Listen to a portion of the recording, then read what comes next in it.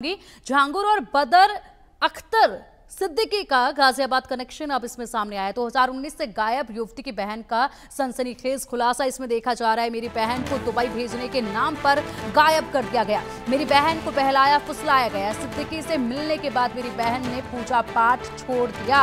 UP ATS और ED की जांच जैसे जैसे आगे बढ़ रही है, वैसे वैसे जहांगीर और उसके नेटवर्क का देश विरोधी चेहरा सामने आ रहा है। धर्मांतरण और आईएसआई कनेक्शन के खुलासे के बीच अब इसका गाजियाबाद से भी कनेक्शन सामने आया है। गाजियाबाद की एक युवती 2019 से लापता है। उसकी बहन ने जहांगीर बाबा और उसके खास चेले बदर अख्तर सिद्दीकी पर बहन को गायब करने का आरोप लगाया है। युवती की बहन के खुलासे ने पूरे सिस्टम को हिलाकर रख दिया है। गाजियाबाद के एक परिवार की बेटी 24 अक्टूबर 2019 से लापता है। अब उसकी बहन ने दावा किया है कि इस पूरे मामले के पीछे जहांगीर और उसका पूरी तरीके से जो नेटवर्क है और साथ ही साथ बदर का जो नाम सामने आ रहा है उसी का हाथ है इसमें। सिद्दीकी से मिलने के बाद उसकी बहन गायब हुई थी। अरविंद सर, सिद्दीकी का एक नाम इसमें सामने आ रहा है, क्या इसको लेकर कहेंगे? ये मामला जरूर आपके भी नॉलेज में होगा। जिस तरीके से 2019 में एक लड़की गायब होती है और ये 2025 है, कोई खुलासा नहीं हुआ, नेटवर्क का भांडा फोड़ हुआ, तब जाकर परिवार वाले अब सामने आए हैं, गवाही दे रहे हैं।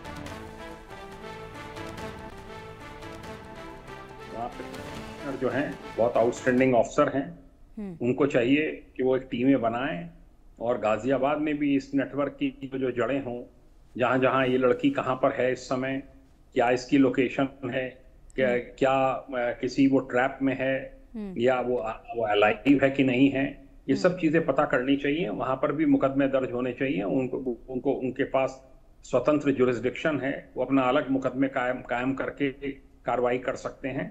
इस परिवार को बुलाकर पूरी पूछताछ करनी चाहिए। कर भी रहे होंगे क्योंकि माननीय मुख्यमंत्री जी स्वयं इसमें बड़ा इंटरेस्ट ले रहे हैं। उन्होंने कहा है कि कोई भी अपराधी इसमें बचने ना पाए। उन्होंने जल्लाद शब्द का इस्तेमाल किया है कि जल्लाद है ये व्यक्ति, उसकी जिसकी हमने गिरफ्तारी की है। तो इसमें यूपी पुलिस का पूरा फर्ज बनता है, एटीएस का फर्ज बनता है कि जहां जहां जो खुलासे हों, जो लोग बताएं, कुछ टॉर्चर की बात आ रही है और जलाने की बात आ रही है, तो ये सब जो लड़कियों के साथ इस प्रकार का ये अमानवीय जो कार्य हुए हैं, उन सब में जो लिप्त हैं, जिन के बारे में वो बताएं, चाहे वो विदेश में हो चाहे देश में हो।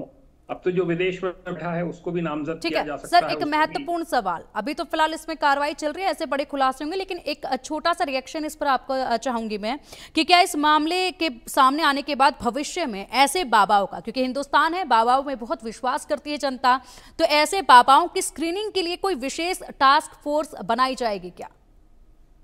नहीं, देखिए, विशेष टास्क फोर्स तो क्या बनेगी, पर यह है कि इस सबसे अच्छी टास्क फोर्स जो है वो लोकल पुलिस होती है, लोकल इंटेलिजेंस यूनिट होती है।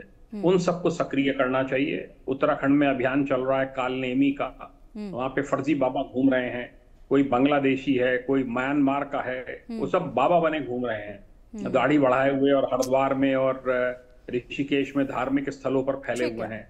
इन सबको बाहर किया जाना चाहिए। बिल्कुल सही कह रहे हैं सर आप, और उम्मीद करते हैं कि बेहद जल्द पूरा खुलासा होगा, तमाम उन अधिकारियों पर भी कार्रवाई होगी और आगे से कोई भी अधिकारी हिमाकत नहीं करेंगे इस तरीके से लापरवाही या इस तरह के कृत्यों में शामिल होने के। फिलहाल बहुत बहुत शुक्रिया सर आपका इंडिया न्यूज़ के साथ जुड़ने के लिए, ये महत्वपूर्ण जानकारी हमारे दर्शकों के साथ साझा करने के लिए। और इसी के साथ रुकेंगे यहाँ अब एक छोटी